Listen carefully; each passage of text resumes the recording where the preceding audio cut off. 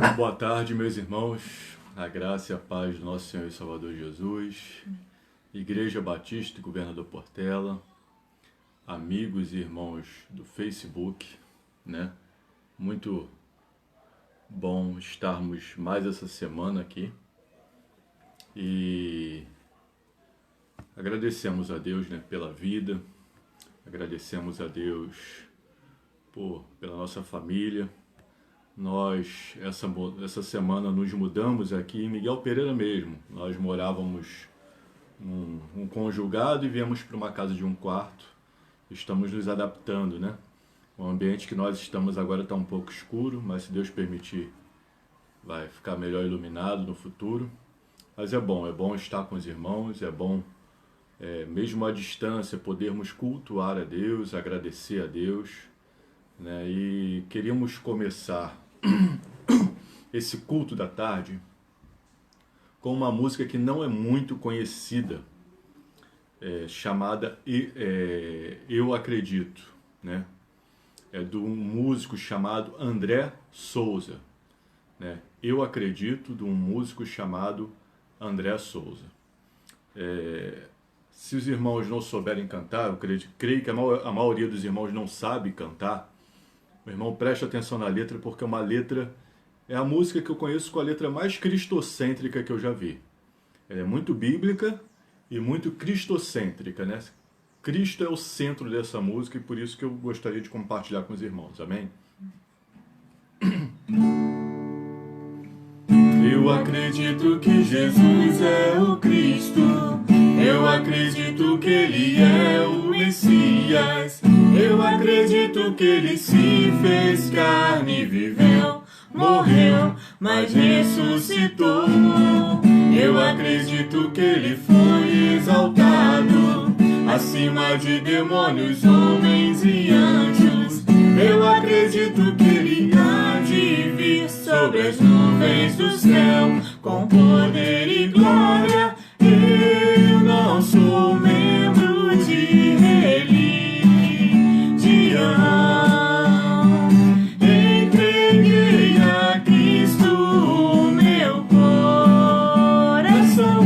Eu acredito em Jesus, eu conversei com Ele hoje. Ele é meu amigo, meu Senhor, o meu Salvador. Eu acredito em Jesus, eu conversei com Ele hoje. Ele é meu mestre, meu Senhor, o meu Salvador, Jesus. Do início.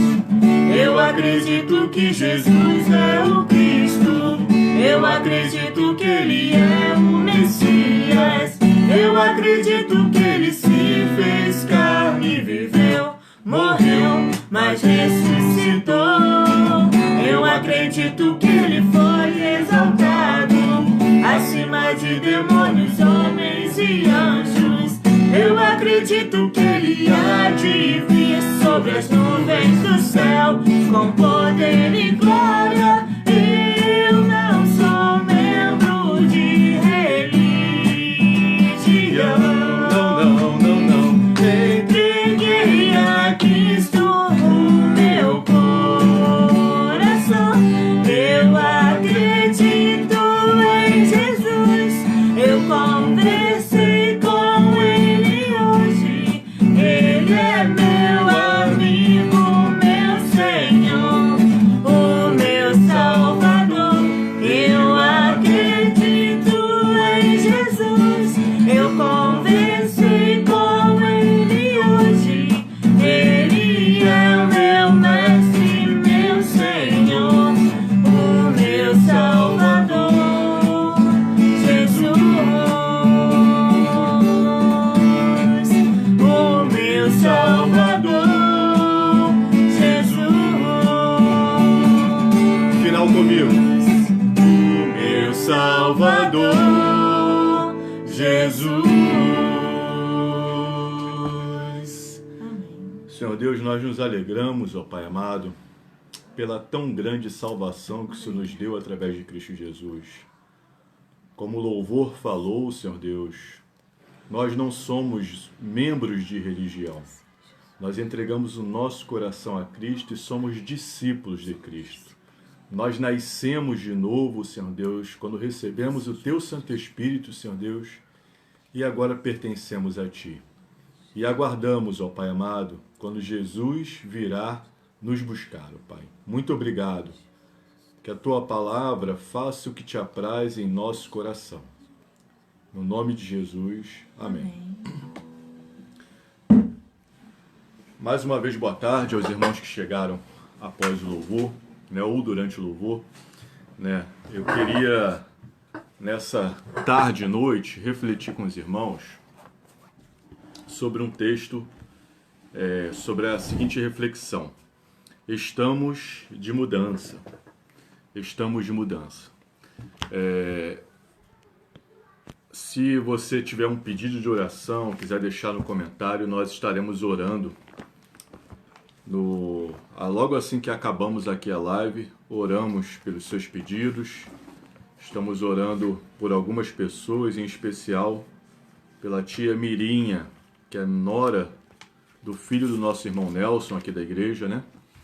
E se você tiver algum pedido, é só deixar nos comentários, tá bom? Eu costumo não cumprimentar as pessoas, mas nós temos entre nós uma americana, né? Ela deve estar me ouvindo, a Susan Minks. Nas outras lives eu tinha uma cruz aqui marrom pendurada. Foi a Susan, essa nossa irmã dos Estados Unidos, que nos deu essa cruz, né? E fico feliz, embora eu acho que ela não esteja entendendo o que eu estou falando, ela não entende o português, ela está aí com a gente. Ela e seu esposo John. Que Deus os abençoe lá nos Estados Unidos, eles moram no Texas. Mas voltando, irmãos, à nossa reflexão, estamos de mudança até a glória eterna. Estamos de mudança até a glória eterna. A mudança é uma palavra que ela está muito em voga nesse tempo atual, né? Afinal, a maioria de nós teve a nossa rotina mudada. A maioria, se não todos, pelo menos aqui no Rio de Janeiro, no Brasil, a maioria de nós teve alguma mudança na rotina. Existem algumas leis, né, que estão em vigor para nos proteger, né, criadas pelas nossas autoridades, né? E o ser humano em si, ao mesmo tempo que está sempre mudando, ele também é um pouco resistente à mudança. Nós gostamos muito do chamado, a chamada nossa área de conforto ou zona de conforto, né? E gostamos de mudar para melhor. Mas não gostamos quando as mudanças fogem do nosso controle, são impostas a nós, são de forma arbitrária. Não gostamos quando, de alguma maneira, somos obrigados a mudar. E é um pouco do que estamos vivendo no atual momento. Embora queiramos ou não, nós estamos sempre mudando. Nós estamos envelhecendo, meus cabelos aqui, alguns já estão ficando brancos, ainda bem que não dá para ver aí no vídeo, né? Mas as rugas vão chegando, a idade vai chegando, nós estamos sempre mudando, queiramos ou não, né? Estamos ficando mais velhos, né? O tempo passa, alguns conseguem aprender mais com o tempo, alguns ficam mais sábios, né? Por isso que muitos cristãos, quando fazem aniversário, desejam ao outro, Salmo 90, 12, ensina-nos a contar os nossos dias de uma maneira que alcancemos corações sábios. Né? Então, alguns estão adquirindo sabedoria com o tempo, né? Mas nesse momento nós estamos com mudança forçada. Aqui estamos nós. Gostaríamos de repente estarmos reunidos no lugar, nos vendo, nos tocando, nos abraçando, né? Mas fomos obrigados a fazer essa mudança. E estamos, de uma maneira ou não, sempre de mudança, né? Pode ser que, além dessas mudanças forçadas, nós possamos ter outras mudanças. E é sobre isso que eu quero refletir. Nesse tempo que nós estamos em isolamento, nesse tempo que nós estamos distante um pouco das pessoas queridas, que amamos, não estamos na nossa rotina normal, eu acho que pode ser um tempo valioso para fazer algumas mudanças em nós, principalmente na nossa mente, fazer algumas mudanças de projetos, de sonhos. Eu acho que esse momento pode ser bem interessante, né? Para a gente ficar mais sábio, aqueles que são cristãos ficarem mais santos, melhores, numa linguagem mais atual, né? Uma linguagem da tecnologia, fazer um upgrade, né? Ou seja, um melhoramento, né? Melhorar o nosso sistema. E eu tenho certeza que esse é o objetivo de Deus. Deus está no controle da história, Deus está no controle das nossas vidas. Eu entreguei a minha vida no controle de Deus. A minha vida está no seu controle e, de uma maneira geral, ele está no controle de toda a história. E eu creio que essa é a vontade de Deus para nós. Eu tenho certeza que esse é o objetivo de Deus. Que nós melhoremos, que nós sejamos transformados, que tenhamos mudanças profundas. O texto de hoje trata de uma mudança profunda. Tão profunda que até hoje algumas pessoas não entendem que mudança foi essa. Mas pela graça de Deus nós iremos refletir hoje sobre essa mudança e esperemos pela graça de Deus compreender ou relembrar para aqueles que já sabem, ou que o véu que impede que nós vejamos essa mudança caia do nosso rosto. Amém? Aquilo que impede que possamos ver essa mudança vá embora. Vamos abrir as nossas Bíblias, irmãos, em 2 Coríntios, capítulo 3. Segunda carta aos Coríntios, capítulo 3. Dos versículos 11 ao 18. Meu amor, quando puder, traz água para mim? 2 Coríntios, capítulo 3. Ao vivo é assim, né? A gente tem que pedir água para a esposa que é ao vivo. Esposa, graças a Deus, uma bênção, me ajudou aqui ainda há pouco cantando, né? E agradeço muito a Deus pela vida dela. Olha como é que veio rápido, né? Já estava lá pronta. Falou que já estava até pronta. 2 Coríntios, capítulo 3, dos versículos 11 ao 18. Antes de nós lermos o texto, a igreja de Corinto ela é muito criticada porque as cartas de Paulo a ela tem muitos termos pesados, muitas ordens, né? Paulo, ele chega a falar com os coríntios: vocês querem que eu vá a vós com o amor ou com a vara? Com a mansidão ou com a vara, né? Mas eu louvo a Deus pela vida dos coríntios, irmãos. Por quê? Porque se não fossem os problemas deles, nós não teríamos cartas tão maravilhosas. Ou seja, é como se fala lá em Romanos, capítulo 5, versículo 20. Onde abundou o pecado, essa igreja de Corinto, onde abundou o pecado, superabundou a graça de Deus, né?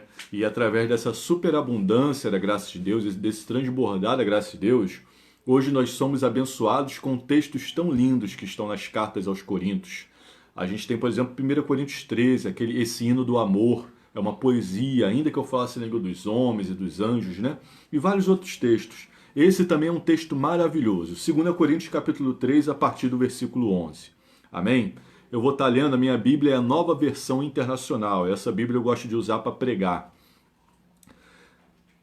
2 Coríntios 3, a partir do 11. Vamos ler, irmãos. E o que estava se desvanecendo se manifestou com glória. Quanto maior será a glória do que permanece. Portanto, visto que temos tal esperança, mostramos muita confiança. Não somos como Moisés, que colocava um véu sobre a face para que os israelitas não contemplassem o resplendor que se desvanecia.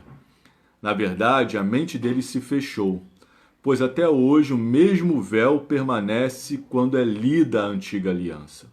Não foi retirado, porque é somente em Cristo que ele é removido. De fato, até o dia de hoje, quando Moisés é lido, um véu cobre os seus corações.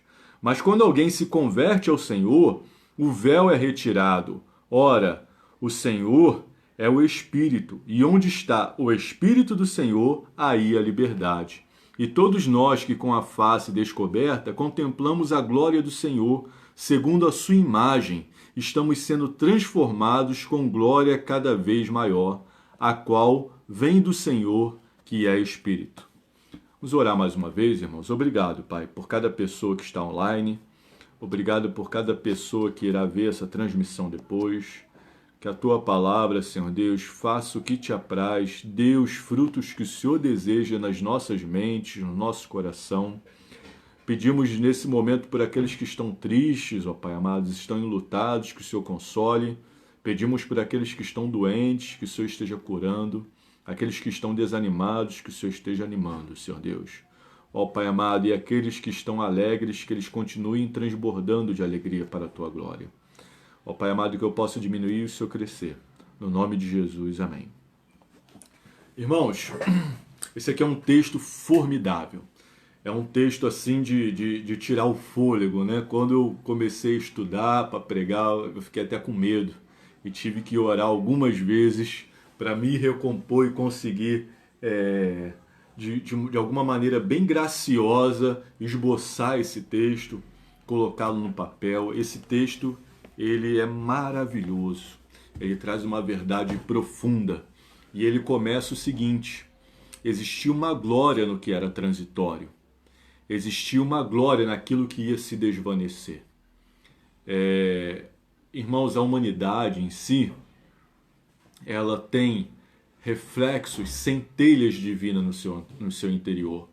Por isso os homens conseguem fazer coisas tão maravilhosas, né? Por causa dessas centelhas divinas, pelo qual nós chamamos a graça comum, a graça que Deus derramou sobre todas as pessoas. Mas tudo isso é transitório. Aqui, Paulo está falando aos Coríntios do ministério dos judeus, do povo de Israel. Mais especificamente, nós vamos ver à frente de Moisés, né?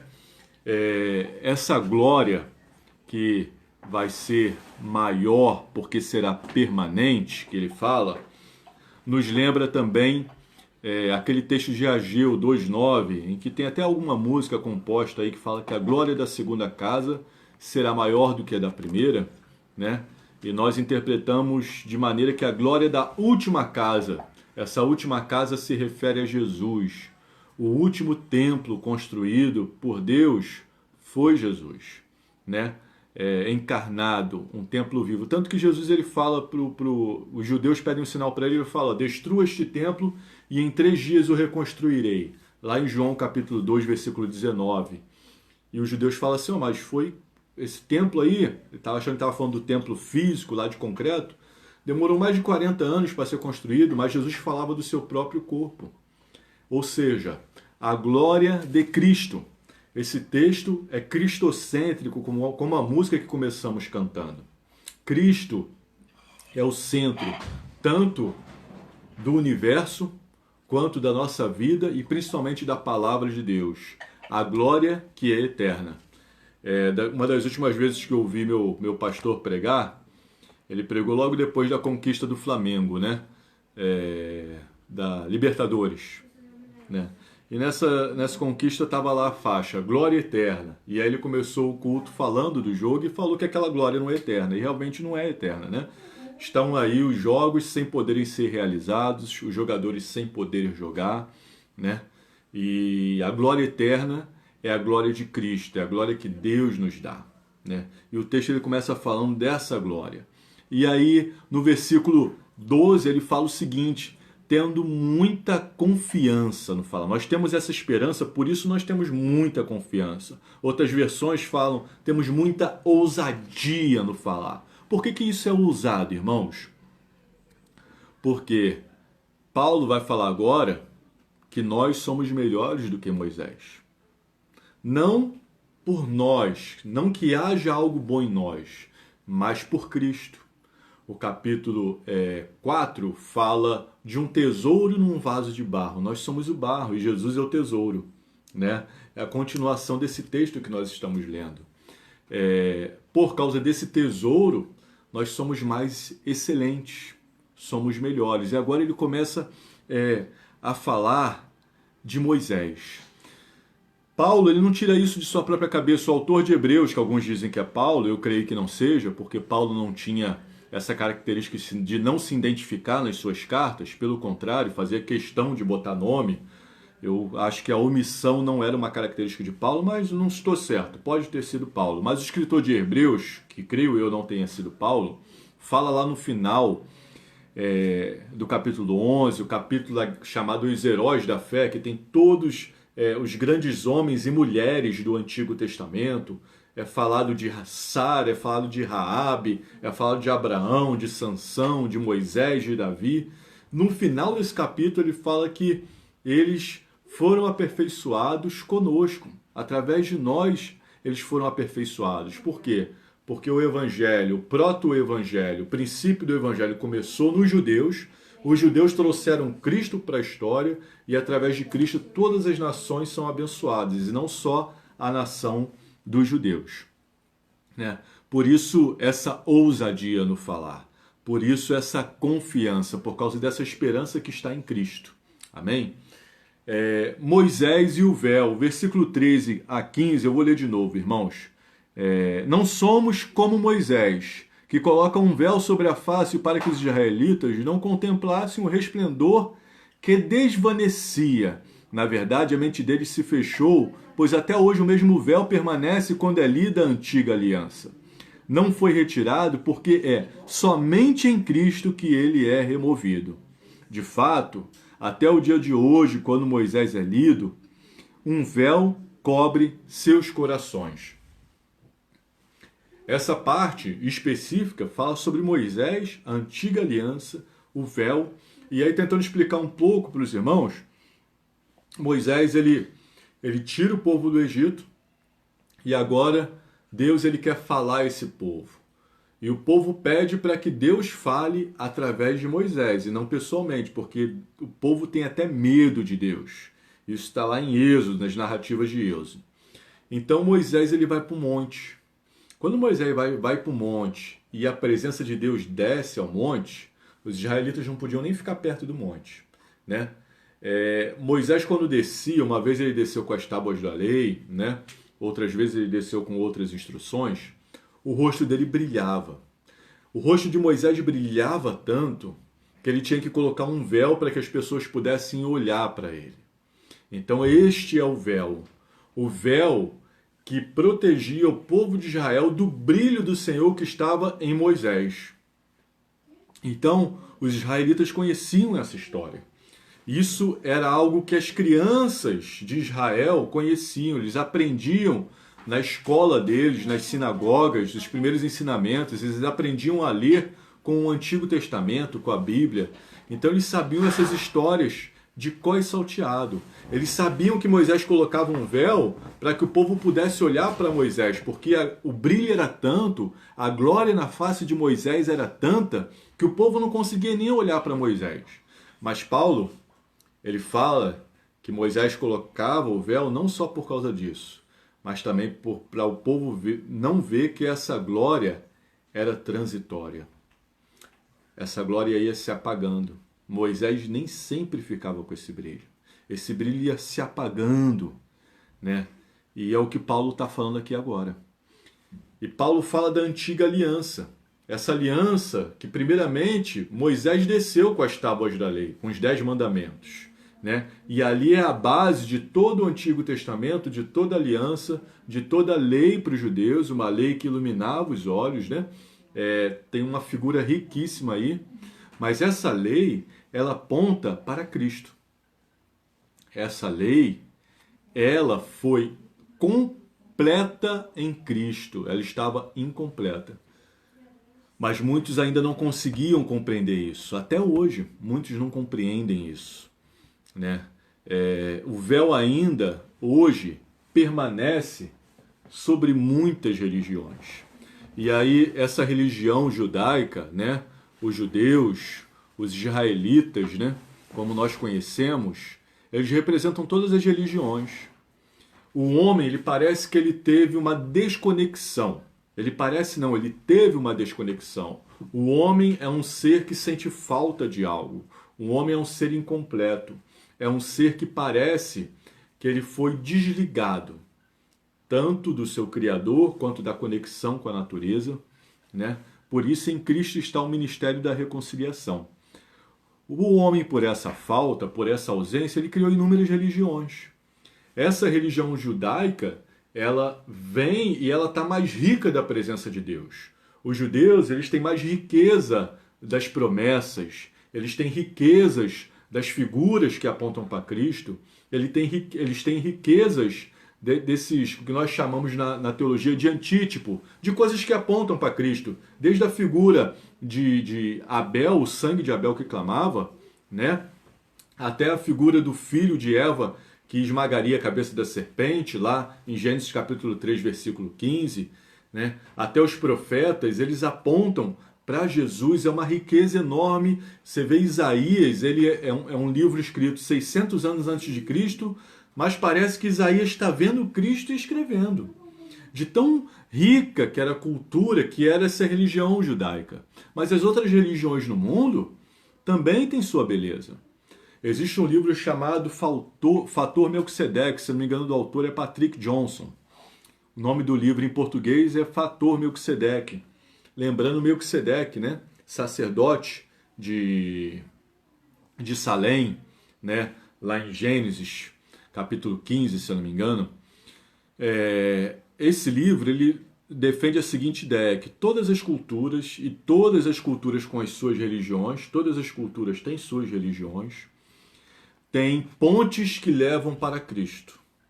Todas as religiões têm pontes que levam para Cristo. É como se Deus tivesse deixado a impressão dele em todas as religiões. Então esse livro conta a história de um missionário que foi mandado para uma tribo que os ocidentais chamavam de primitivas, né? Hoje em dia nós sabemos que não existe esse conceito de primitivo, de evoluído, né? Nós somos diferentes, né? E nessa diferença nós nos complementamos, né? Mas essa tribo, que era uma tribo afastada, uma tribo afastada do Ocidente, afastada, né, do ambiente moderno, esse missionário ele foi alcançar essa tribo. E as tribos com essas características, nessa região, geralmente elas tinham duas características que predominavam. Algumas delas eram canibais, porque elas acreditam que comendo a carne dos outros iriam adquirir a energia, a força do outro, a sabedoria do outro. E outras tribos eram que decepavam as cabeças, porque achavam que quando cortava a cabeça do outro ia adquirir a inteligência do outro. Esse missionário foi para uma tribo que infelizmente tinha as duas características. E quando esse missionário falava do evangelho para essa tribo, eles admiravam Judas, porque Judas enganou Jesus para se dar bem. Era o fator marcante na cultura, enganar o outro para se dar bem. E aquele missionário ali perto daquela tribo, correndo perigo, imaginando que poderia ser comido a qualquer momento, que poderia ser enganado a qualquer momento, né? Ele começa a orar e ele queria pedir para sair do campo. E ele estava já lá com a sua carta de deserção para a sua missão, querendo sair do campo. Só que ele tinha que esperar um navio monomotor que pousava na água para pegar a carta e levar. E durante esse tempo ele orava. E aí, nas suas orações, orando e pedindo para Deus um sinal, pedindo para Deus um escape, pedindo para que Deus o tirasse dali, ele não tinha como sair dali. Um belo dia ele ouve muito barulho. Ele morava bem perto do rio e ele ouve um barulho no rio. Ele vê que vem uma tribo que ele não conhecia vindo em canoas. A tribo estava vindo em canoas. E a tribo em que ele estava fazendo missão, foi para a beira do rio e começaram a pular e cantar. E aí ele não estava entendendo muito bem, ele não sabia se seria uma guerra. A princípio ele achava que era um som de alegria e ele falou assim, se não for uma guerra, vai ser uma orgia aqui na frente, vão ter relações aqui na minha frente, e ele estava com medo do que ia ver. Quando aquela tribo inimiga chegou, aconteceu algo muito interessante. Por quê? Os homens deitaram de barriga para o chão, e as mulheres subiram nos homens, e ficaram com a perna semi-aberta em cima dos homens, né? De maneira que uma criança pudesse passar por baixo da perna delas. E as crianças passavam por baixo das pernas. Olha que cena interessante. Um homem deitado, uma mulher em cima do homem com os pés, o homem deitado de barriga para baixo, uma mulher em cima do homem com a perna semiaberta e as crianças passando por baixo da perna das mulheres. Ele ficou olhando aquilo, intrigado, e aquelas tribos depois se confraternizaram, comeram, dançaram, celebraram. Foi algo bonito. E ele ficou impressionado com aquilo e ele foi perguntar para o sacerdote, para o xamã da tribo, não é, para o representante espiritual, o que aquilo significava. Então, aquele líder espiritual da tribo, ele contou a seguinte história. Há muito tempo, as nossas tribos viviam em guerra, né? Nós vivíamos nos matando. Então, os nossos antepassados criaram esse ritual que se chama Filho da Paz. O que esse ritual representa, o Filho da Paz? Representa o homem como base da família, a mulher como aquela que multiplica a família, que dá luz aos filhos, e os nossos filhos, eles passam por baixo das mulheres da outra tribo, simbolizando que eles estão nascendo na outra tribo. E os filhos deles passam por baixo das mulheres da nossa tribo, simbolizando que os filhos deles estão nascendo na nossa tribo. Ou seja, nós já não somos duas tribos. Nós somos uma tribo só em locais diferentes. Os nossos filhos são irmãos. Os filhos dele são nossos filhos. Os nossos filhos são filhos dele. E aquele missionário, ele ficou maravilhado, né? E começou a preparar a sua mensagem. Quando teve a oportunidade de falar para aquela tribo, ele falou que a tribo aqui da terra estava em inimizade com a tribo do céu. E o chefe da tribo do céu mandou o filho dele para nascer na nossa tribo para promover a paz. E aquele que aceitasse o filho dele teria essa paz com a tribo do céu e teria uma vida eterna e maravilhosa. Irmãos, quase toda aquela tribo aceitou Jesus. Quase toda aquela tribo aceitou o Filho da Paz, né? O véu foi retirado naquele momento daquela cultura. O véu que impedia que eles entendessem foi retirado daquela cultura e aquele missionário ficou feliz da vida, né? Deus o respondeu de uma maneira maravilhosa, né? Os judeus representam as religiões de todo o mundo.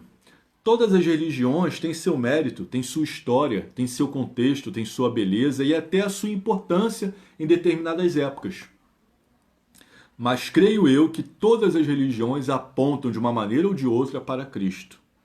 Até, por exemplo, o budismo, conversava eu hoje aqui com a minha família, que é muito diferente, é meio que uma religião misturada com uma filosofia, é oriental, é totalmente diferente. Creio eu que até o budismo, ele tem centelhas que apontam para Cristo. Por quê? Porque Jesus é o ser mais evoluído. Jesus é o nosso nirvana. Jesus, ele nos abre o caminho para o paraíso, né? Mas isso é uma história para um outro bate-papo, né? Porque tem o pulo da graça. E a maioria das religiões não entendem esse pulo da graça, assim como a religião budista e todas as outras religiões. Porque a graça, ela é incompreensível ao homem natural. Você não consegue compreender como um Deus que não cabia no céu dos céus, um Deus que os céus não podem o conter, quer vir morar através de Cristo no coração de um homem tão pecador quanto eu, quanto você. De um ser tão pecador quanto eu, quanto você. Isso é a graça. A graça não se explica. A graça é o sorriso. A graça se vive, né? É isso que muitos missionários nos campos tentam descobrir. O elo entre a religião local e Cristo, para tirar o véu e mostrar a Cristo, né? O nosso véu deve ser retirado pela grandeza, pela beleza e pelo amor de Cristo. É Cristo que retira o véu, é o que o texto fala. Olha aqui, ó, o versículo 14. Na verdade, a mente dele se fechou, pois até hoje o mesmo véu permanece quando é lida a antiga aliança, ou seja, o Velho Testamento, não foi retirado porque é somente em Cristo que ele é removido. É somente Cristo que remove esse véu das religiões, irmãos. E eu te pergunto, que esse Cristo, que através da sua grandeza, da sua beleza, da sua humildade, da obra que ele fez em nossas vidas, pode retirar o véu? Eu te pergunto, qual é o teu véu? Qual é o teu véu? Qual é o véu que a sociedade te impôs ou que você mesmo se impôs? Né? O que você nasceu, o cristianismo, ele tem uma diferença de todas as outras religiões, por isso a música que nós escolhemos, eu não sou membro de religião, eu aceitei a Cristo no meu coração. Jesus não veio nos tornar membros de religião. Eu não estou aqui falando com vocês sobre uma religião, porque a religião é um homem tentando se conectar com Deus. Jesus é Deus se conectando com o homem. As religiões, elas são de baixo para cima e elas nunca conseguem chegar em cima, né? Agora, Deus, o cristianismo é Deus encarnando e se fazendo homem e descendo. Então é esse Jesus que tira o véu. Para ser cristão, você não tem, você pode nascer em várias religiões. Eu nasci nessa religião, eu nasci nessa outra religião, eu nasci nisso, mas para ser cristão você tem que nascer de novo, nascer do Espírito. É o que Jesus fala para Nicodemos lá em João capítulo 3. Nascer de novo. Quando nós nascemos de novo, o véu é retirado de uma maneira completa, irmãos. Nós não somos Gabriela, cravo e canela, para sermos uma eterna vítima do destino, para não termos mudança nenhuma, né? Uma vítima da sociedade ou uma vítima do acaso. Nós temos uma escolha. Deus em Cristo nos deu uma escolha. Você quer ter o seu véu retirado? Você quer nascer de novo? Você quer ser uma nova pessoa, uma nova criatura? Jesus quer retirar o seu véu para que você o siga, para que você seja discípulo dele.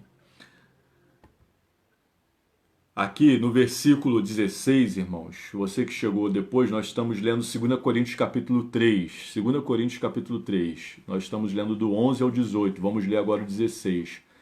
Mas quando alguém se converter ao Senhor, o véu é retirado.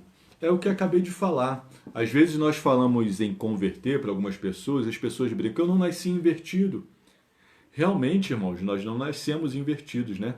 A gente está do lado certo. Não é como essa camisa que às vezes pode ficar do lado avesso, pode ficar invertida. Mas nós nascemos nos afastando de Deus. O salmista fala em Salmo 51 que em pecado me concebeu a minha mãe. Todo homem é falho. Todo homem erra. Todo homem tem um tempo de validade. Todo homem nasceu sem a glória de Deus. Quando nós nos convertemos, nós mudamos a direção e caminhamos em direção à glória de Deus. Isso só é possível quando o véu é retirado, quando o Espírito Santo habita em nós. Efésios capítulo 1, versículo 13, ele fala que quando nós recebemos o Evangelho da nossa salvação e cremos em Cristo, o Espírito Santo nos selou, o Espírito Santo veio habitar em nós. Esse é o tesouro, é Deus habitando em nós e retirando o véu, retirando as nossas limitações. Olha o que é interessante, irmãos, a promessa que é feita aos judeus. Eu vou ler para os irmãos Isaías capítulo 25, dos versículos 6 ao 9. E agora nós vamos ler esse versículo sem esse véu. Tire esse véu, em nome de Jesus. Tire esse véu e você vai compreender a beleza desse versículo. Isaías 25, do 6 ao 9. Neste monte o Senhor dos Exércitos preparará um farto banquete para todos os povos. Um banquete de vinho envelhecido com carnes suculentas e o melhor vinho. Neste monte ele destruirá o véu que envolve todos os povos, a cortina que cobre todas as nações. Destruirá a morte para sempre. O soberano Senhor enxugará as lágrimas de todo o rosto e retirará de toda a terra a zombaria do seu povo. Foi o Senhor quem disse. Naquele dia dirão, esse é o nosso Deus. Nós confiamos nele e ele nos salvou. Este é o Senhor. Nós confiamos nele. Exultamos e alegramo-nos, pois ele nos salvou. É Cristo purinho, irmãos. Aqui é um monte. Aqui é Cristo, essa melhor carne, esse melhor vinho. É Cristo. É a ceia, apontando para a ceia. Por isso que Jesus fala lá em João 6, quem não comer da minha carne e não beber do meu sangue. Jesus conhecia Isaías 25. Jesus conhecia a lei, né? De repente, o povo não conhecia muito bem, mas ele conhecia. Ele é a própria palavra, o cumprimento nessa profecia. neste monte, tirou o véu. Tire o véu e você entenderá o quão grande é a obra de Cristo. O versículo 17 é um versículo que é maravilhoso. Fala assim: ora, o Senhor é Espírito, e onde está o Espírito do Senhor, aí há liberdade. Né? O Senhor, Ele quer nos libertar do véu, nos libertar da cortina, das algemas, das prisões, de tudo que nos limita. Ele veio habitar em nós para isso, para que através de nós, assim como Cristo fez, Ele também vencerá a morte. É para isso que o Espírito Santo está em nós, né? Porque ele vai nos conduzir através de Cristo, nos capacitando a sermos discípulos de Cristo. E o Espírito do Senhor está em nós. E o texto fala: onde está o Espírito, está a liberdade. Por isso que Jesus ele fala assim: se verdadeiramente, pois, o Filho vos libertar, sereis livres. Isso está lá em João capítulo 8, versículo 36. Não é uma verdade passageira, não é uma verdade desse mundo que dizem que é verdade. É Jesus. Ele é o caminho, Ele é a verdade, Ele é a vida. É uma verdade que nós não nos tornamos donos da verdade, mas nós entramos nessa verdade e conhecemos um pouco dela a cada dia. E é o que o texto está falando, né? Tanto que ele vai agora para o versículo 18 para uma transformação. Essa transformação, do versículo 18, fala o seguinte: e todos nós que com a face descoberta contemplamos a glória do Senhor em Cristo, segundo a sua imagem, estamos sendo transformados com glória cada vez maior. Outras versões falam de glória em glória, a qual vem do Senhor, que é o Espírito. Irmãos, isso é maravilhoso. Jesus ele veio em glória eterna. E toda glória passageira passa, inclusive a glória das religiões inventada pelos homens. É Jesus. Nós temos que aceitar Cristo, sermos discípulos de Cristo, e quando nós entregamos a nossa vida a Cristo, nos tornamos filhos de Deus e cada vez vamos nos parecendo mais com o nosso Pai. Cada vez vamos refletindo mais a glória do nosso Pai. Nós nos convertemos e agora nós não vamos acumulando pecado, mas vamos acumulando a imagem e a semelhança de Deus de glória em glória, refletindo como que por um espelho a glória do nosso Senhor. É para essa liberdade que o Espírito Santo nos dá. É essa liberdade que Ele quer que todos nós tenhamos, né? Ou seja, nós devemos continuar olhando para o alvo, pois essa mudança de glória em glória está nos levando para sermos mais parecidos com a imagem de Jesus, o próprio Deus. A Bíblia é cheia de palavras de encorajamento para nós estarmos mudando. Nós temos não nos conformarmos com o mundo, mas transformarmos pela renovação do nosso entendimento.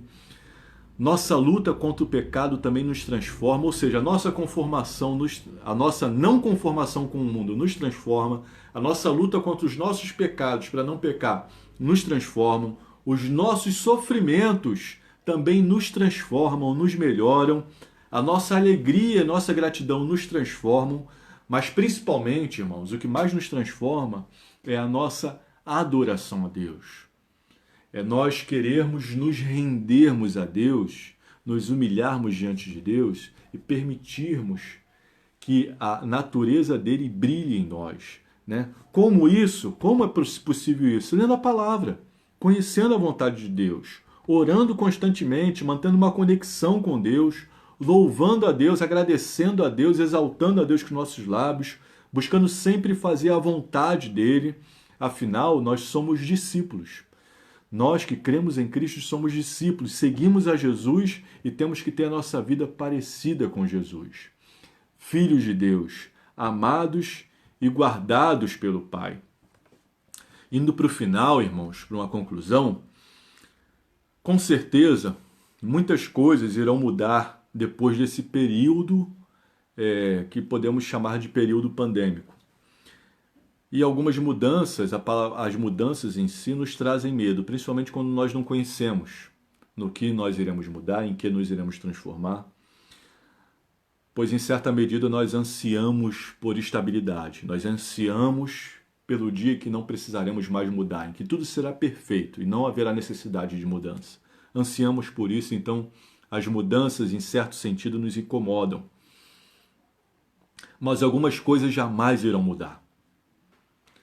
A primeira coisa que jamais irá mudar é o amor de Deus por você e por mim. O amor de Deus não muda. E nós sabemos disso através da sua palavra, que também não muda. E o fim que ele tem para todo aquele que for seguidor de Jesus. Isso também não muda. O destino que Deus tem para todos aqueles que foram seguidores de Jesus. Nós vamos estar lendo um texto final aqui na própria segunda carta aos Coríntios, capítulo 4, versículo 16. Olha como é que começa esse maravilhoso texto. Por isso, não desanimamos.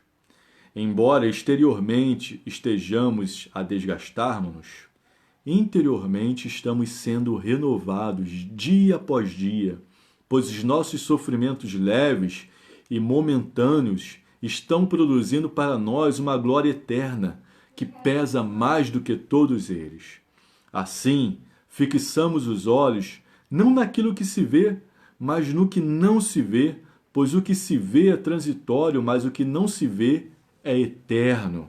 Sabemos que se for destruída a temporária habitação terrena em que vivemos, temos da parte de Deus um edifício, uma casa eterna nos céus, não construída por mãos humanas. Tá aí, irmãos, o fim, aquilo que não muda. Primeira coisa que não muda é o amor de Deus por você e por mim. A segunda coisa que não muda, dentre muitas, né? Mas essas duas principais que eu queria ressaltar com vocês, é o destino final para aqueles que são discípulos de Jesus, para aqueles que seguem Jesus. Porque ele mesmo falou para os seus discípulos, na casa do meu pai há muitas moradas, eu vou preparar lugar. E aqui Paulo ele fala que nós temos da parte de Deus um edifício, uma casa eterna nos céus, não construída por mãos humanas. Ou seja, se essa carne, se esse templo terreno aqui, essa casa terrestre, se Deus fizer, eu tenho lá uma casa eterna construída pelo próprio Deus. Eu queria terminar essa mensagem contando uma história. E depois nós vamos cantar a música Raridade, do Anderson Freire. E se eu me cansar de ficar no novo céu e na nova terra? É o título dessa história. E se eu me cansar de ficar no novo céu e na nova terra? E se for monótono? Essa história de Lady Libby. Se você está pensando que pode cansar-se ou aborrecer-se de ficar no céu, não se preocupe. Tente imaginar uma coisa comigo. Imagine que você é um passarinho que vive em uma pequenina gaiola feita de metal enferrujado, uma gaiola velha. Dentro da gaiola há um pratinho de alimento, um espelho pequeno e um minúsculo poleiro para você se balançar. Um dia, uma pessoa bondosa pega sua gaiola e a leva para uma floresta grande e linda. A floresta é banhada pelos raios de sol. Árvores altas, imponentes, cobrem os montes e vales até onde a vista consegue alcançar. Há cascatas volumosas, amoreiras cobertas de amoras maduras, árvores frutíferas, tapetes de flores silvestres e um lindo e imenso céu azul para você voar. E além de tudo isso, há milhões de outros passarinhos pulando de galho em galho, comendo tudo que gostam, criando suas famílias, cantando a plenos pulmões durante o dia inteiro. E agora, passarinho, você acha que vai querer continuar dentro de sua gaiola? Acha que vai dizer, por favor, não me solte. Vou sentir falta da minha gaiola, vou sentir falta do meu pratinho com sementes, vou sentir falta do meu espelho de plástico e de um pequenino puleiro. Vou me cansar de ficar naquela enorme floresta. Seria uma tolice, não? Também é uma tolice pensar que não teremos nada para fazer no céu. Que Deus te abençoe, irmão. que a mensagem dele faça o que te apraz no seu coração. Ele nos chamou e é fiel para completar a boa obra que começou em nós. Amém? A gente vai estar cantando uma canção chamada Raridade, do Anderson Freire. Vou estar chamando a minha esposa aqui para me ajudar. Essa canção, ela fala que nós somos um espelho. Amém?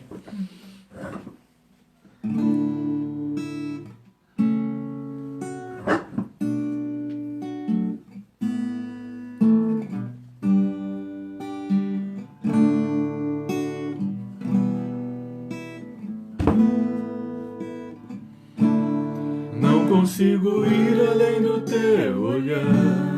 Tudo que eu consigo é imaginar a riqueza que existe dentro de você. O ouro eu consigo só admirar, mas te olhando eu posso a Deus adorar. Sua alma é um bem que nunca envelhecerá. O pecado não consegue esconder a marca de Jesus que existe em você. O que você fez ou deixou de fazer não mudou o início, Deus escolheu você. Sua raridade não está naquilo que você possui ou que sabes fazer. Isso é o mistério de Deus com você. Você é um espelho que reflete a imagem do Senhor. Não chore se o mundo ainda não notou. Já é o bastante Deus reconhecer o seu valor. Você é precioso, mais raro que o ouro puro de Ofir. Se você desistiu, Deus não vai desistir. Ele está aqui pra te levantar. Se o mundo te fizer cair. O ouro eu consigo só admirar, mas te olhando eu posso a Deus adorar. Sua alma é um bem que nunca envelhecerá. O pecado não consegue esconder a marca de Jesus que existe em você. O que você fez ou deixou de fazer não mudou o início, Deus escolheu você. Sua raridade não está naquilo que você possui ou que sabes fazer. Isso é o mistério de Deus com você. Você é um espelho que reflete a imagem do Senhor. Não chore se o mundo ainda não notou. Já é o bastante Deus reconhecer o seu valor. Você é precioso, mais raro que o ouro puro de Ofir. Se você desistiu, Deus não vai desistir. Ele está aqui pra te levantar. Se o mundo te fizer cair. Você é um espelho que reflete a imagem do Senhor. Não chore se o mundo ainda não notou. Já é o bastante Deus reconhecer o seu valor. Você é precioso, mais raro que o ouro puro de Ofir. Se você desistiu, Deus não vai desistir. Ele está aqui pra te levantar. Se o mundo te fizer cair. Senhor Deus e Pai, nós te louvamos, Senhor Deus, pela tua palavra, Senhor Deus. Te louvamos, ó Pai amado, por cada pessoa que esteve conectada, Senhor Deus, por cada pessoa que irá ouvir depois essa mensagem, Senhor Deus. Ó Pai amado, o texto, Senhor Deus, Nos ensina, Senhor Deus, que só Jesus retira o véu, Senhor Deus. E através desse véu retirado, nós podemos nos converter a Ti, Senhor Deus. Ó Pai, que possamos refletir sobre nossas vidas, ó Pai amado. Se há alguém ainda, Senhor Deus, que não tem certeza de ser discípulo de Jesus, ó Pai amado. Se há alguém ainda que não tem certeza de ser Teu filho, ó Pai. Que ele possa refletir nessa mensagem. Ó Pai amado. E se ele ainda não tomou essa decisão, que ele possa entregar a sua vida a Jesus, ó Pai amado. E começar a seguir a Jesus até o fim, ó Pai amado. Porque o Senhor não desiste de nós, ó Pai amado. O Senhor sempre nos dá força para caminhar, ó Pai. Ó Deus, console, Senhor Deus, o Teu povo, ó Pai amado. Anima aquele que está desanimado. Enche-nos do Teu Santo Espírito, Senhor Deus, para que possamos refletir a Tua glória, Senhor Deus. E possamos viver de glória em glória, sendo transformados à imagem do Teu Filho Jesus. Sabendo que, ainda que se essa casa terrestre se desfizer, nós temos uma no céu, não feita por mãos humanas, mas feita por Ti, preparada para nós. No nome de Jesus, amém. Deus abençoe, a paz.